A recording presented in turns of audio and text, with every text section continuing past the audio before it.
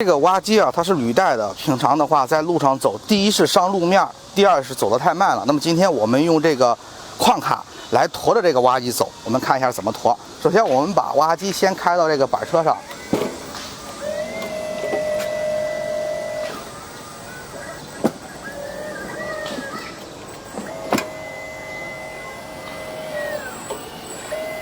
大臂升到最高。哇，矿卡那儿有点碍事儿啊！顶来抖着吧。哎，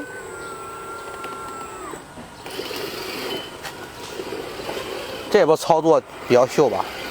这个没有20年的老司机操作不出来啊。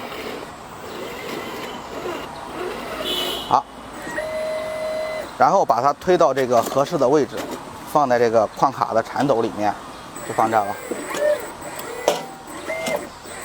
哎，这个板放下去，放下去之后呢，然后我人呢就坐到这个上面来操控矿卡就可以了。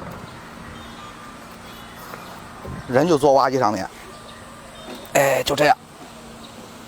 好，两个脚放到矿卡这儿，启动矿卡，我们准备走啊，看看这个效果怎么样。